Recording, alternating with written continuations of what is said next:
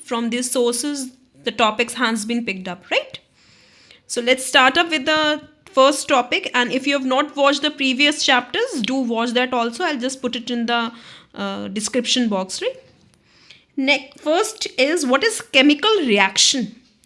A chemical reaction is a change in which one or more substances or reactants reacts to form new substances or products with entirely different physical and chemical properties. Chemical reaction क्या होता है? एक या एक से ज़्यादा substances जब react करते हैं, ठीक है, तो वो एक न्यू सब्सटेंस बनाते हैं जिसकी फिजिकल और केमिकल प्रॉपर्टीज़ क्या होगी, बिल्कुल डिफरेंट होती है. ऐसा नहीं है कुछ सेम रहता है जो हम सब्सटेंस यूज़ करते हैं. It involves breaking the old bonds and the formation of new bonds. इसमें क्या होता है, जो ओल्ड बॉन्ड्स होते हैं हमारे सब्सटेंसेस के, उसको तोड़ते हैं हम और न्यू बॉन्ड्स बनते हैं. For example, magnesium ribbon burns in the presence of air to form white powder of magnesium oxide, whose physical and chemical properties are different from magnesium metal. अब ये बता रहा है, जब मैग्नीशियम रिबन को हम बर्न करते हैं किसके प्रेजेंस में, एयर की, तो क्या एक वाइट पाउडर बनता है, किसका, मैग्नीशियम ऑक्साइड का, जिसका फिजिकल और केमिकल प्रॉपर्टी दोनों ही डिफरेंट होती है. इसी को हम क्या बोलते हैं, केमिकल रिएक्शन. अब क्या है, आइडेंटिफिकेशन ऑफ केमिकल रिएक्शन. किसी भी केमिकल रिएक्शन को हम कैसे आइडेंटिफाई करें कि वो केमिकल रिएक्शन है कि नहीं है. A chemical reaction can be identified by either of the following observations. ये 5 ऑब्जर्वेशंस दे रखी हैं, इनसे हम आइडेंटिफाई कर सकते हैं कि केमिकल रिएक्शन है कि नहीं है. चेंज इन स्टेट, स्टेट उसका चेंज हो जाएगा सॉलिड, लिक्विड, गैस में से किसी में भी. Change in colour, colour change हो जाएगा. Evolution of a gas, change in temperature and the formation of a precipitate. ये 5 कंडीशंस हैं जिससे पता करते हैं कि केमिकल रिएक्शन हुआ है. नेक्स्ट टॉपिक हम देखेंगे, what is chemical equation. Chemical equation is a symbolic representation of a chemical reaction. Chemical equation क्या होती है, जो भी हम सब्सटेंस यूज़ करते हैं उसको सिंबल के फॉर्म में, जैसे हर जो भी एलिमेंट है उसका अपना एक सिंबल होता है. जैसे कार्बन का C होता है, ऑक्सीजन का O होता है, हाइड्रोजन का H2 होता है. तो केमिकल इक्वेशन क्या होती है, जब हम इसी केमिकल रिएक्शन को सिंबॉलिक फॉर्म में रिप्रेजेंट करते हैं उसको हम बोलते हैं chemical equation. The simplest way to write a chemical reaction is in the form of word equation. उसकी word equation में भी हम लिख सकते हैं, जैसे hydrogen plus oxygen is equal to water. तो ये इस वे में भी हम लिख सकते हैं, वर्ड फॉर्म में भी हम लिख सकते हैं और सिंबॉलिक फॉर्म में भी. जैसे the word equation can be written as follows. Magnesium plus oxygen क्या होगा, मैग्नीशियम ऑक्साइड. मैग्नीशियम और ऑक्सीजन को जब हमने रिएक्ट कराया तो क्या हमें प्रोडक्ट मिला, मैग्नीशियम ऑक्साइड. इस तरीके से हम लिख सकते हैं. हमेशा राइट हैंड साइड पे जो भी हमारा रिजल्टेंट आता है, जो भी प्रोडक्ट बनता है, वो हम लिखते हैं, और लेफ्ट हैंड साइड पे जो भी सब्सटेंसेस रिएक्ट करते हैं उनको हम लिखते हैं. ठीक है. The substances or compounds which take place in chemical reactions are called reactants. जो भी substance या कोई भी compound होगा chemical reaction में जो आपस में react करेंगे उसको हम reactants बोलते हैं. और जब जो एक new product जो बनता है उसको हम बोलते हैं product. These are written on the left hand side, that is LHS of the equation, with a positive sign between them. और दोनों को हम separate कैसे करते हैं, different substances को एक ये plus के sign से. ठीक है. The substances or compounds formed in the course of chemical reaction are called products. जो दोनों को रिएक्ट करने के बाद सब्सटेंस बनता है वो प्रोडक्ट होता है, और उनको भी हम जो है अलग अलग करके जैसे लिखेंगे तो वो भी प्लस के साइन से. ठीक है. These are written on the right hand side, that is RHS of the equation with a positive sign between them. A chemical equation shows a change of reactants to products through an arrow placed between them. ये arrow place होता है कि यहाँ पे एक change हुआ है. ठीक है. change को show करने के लिए क्या यूज़ करते हैं, arrow यूज़ करते हैं, प्लस को यूज़ करते हैं हम दो substances को differentiate करने के लिए, और हम राइट हैंड साइड पे क्या लिखते हैं, प्रोडक्ट, और लेफ्ट हैंड साइड पे रिएक्टेंट्स. ठीक है. Writing a chemical equation. Chemical equations can be made more concise and useful if we use chemical formula instead of words.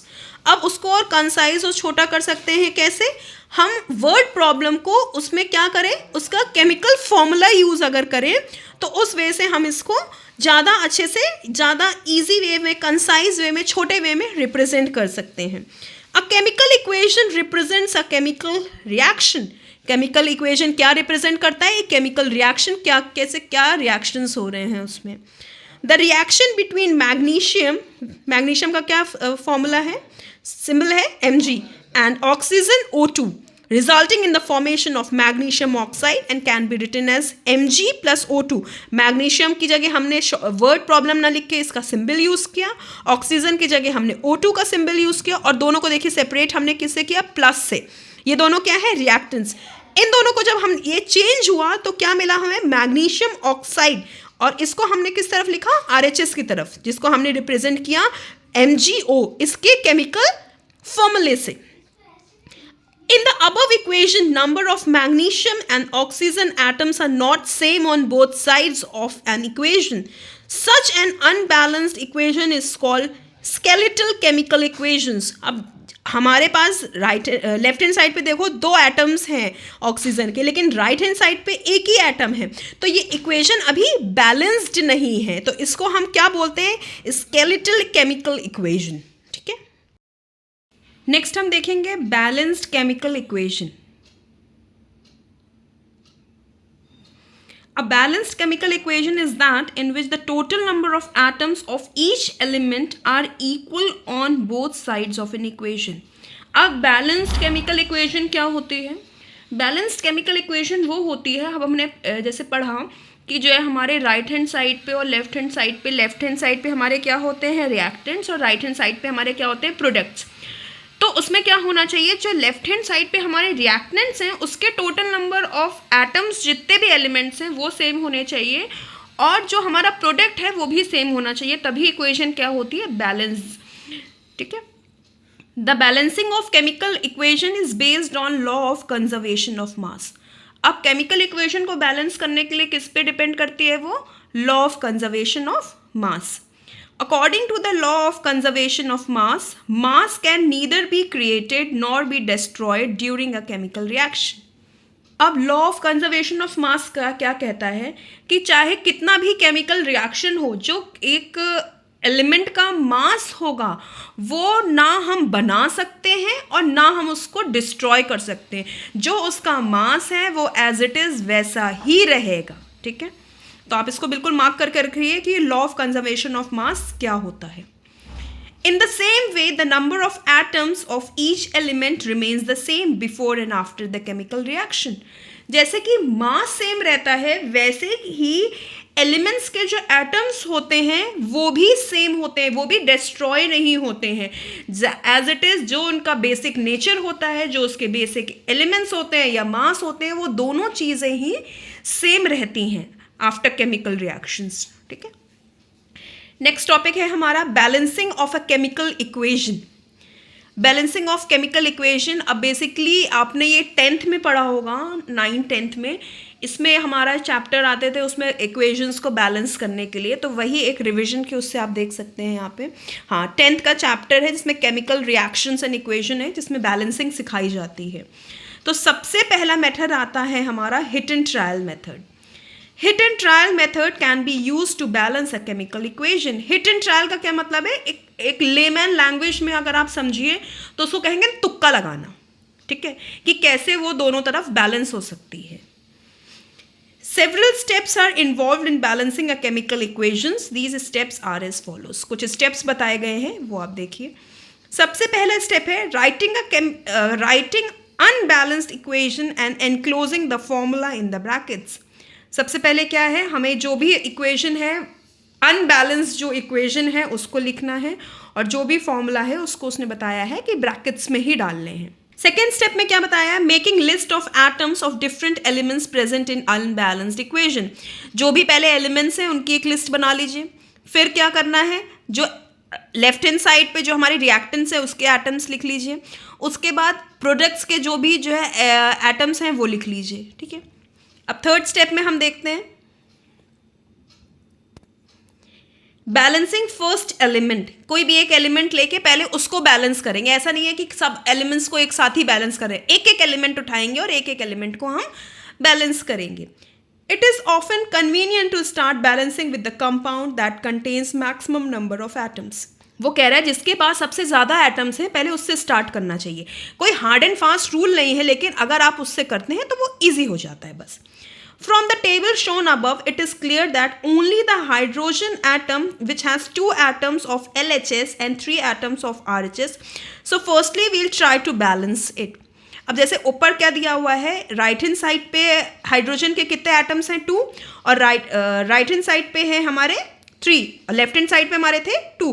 तो सबसे मैक्सिमम नंबर ऑफ एटम्स किस में है, हाइड्रोजन में. तो इसमें जैसे करा गया है जस्ट फॉर द कन्वीनियंस, हमने जिसमें मैक्सिमम नंबर ऑफ जो है एटम्स हैं उसको पिक आउट करेंगे. अब क्या करेंगे, इनिशियल क्या है, रिएक्टेंट्स में कितने एटम्स हैं 2, हाइड्रोजन के कितने हैं 2, और प्रोडक्ट में कितने 3. तो बैलेंस करने के लिए हमें क्या करना पड़ेगा, इसको 2 से मल्टीप्लाई करेंगे. इसको हमने 2 से मल्टीप्लाई कर दिया जाएगा 4. यहाँ पे अगर आप इक्वेशन देखिए तो देखिए यहाँ पे NaOH में सोडियम हाइड्रोक्साइड में 1 हाइड्रोजन का एटम है और 2 हाइड्रोजन के नेक्स्ट पार्ट में है. तो इसको हमने क्या कर दिया 2 से इसको भी मल्टीप्लाई, तो ये 4H हो गया. तो अब इक्वेशन क्या बन गई, Na2H2O 2NaOH प्लस H2O. ठीक है, अब देखिए बैलेंस हुई कि नहीं हुई. देखिए यहाँ क्या हो गया, 4 हो गए हाइड्रोजन के एटम, यहाँ पे कितने हो गए हाइड्रोजन के एटम, 2 से अगर इसको मल्टीप्लाई किया तो 2 हो गए, और 2 ऑलरेडी यहाँ पे हैं, तो कितने हो गए 4 इधर भी एटम हो गए, 4 इधर भी एटम हो गए. तो ये वाला जो एलिमेंट है हमारा हाइड्रोजन वाला, ये बैलेंस हो गया.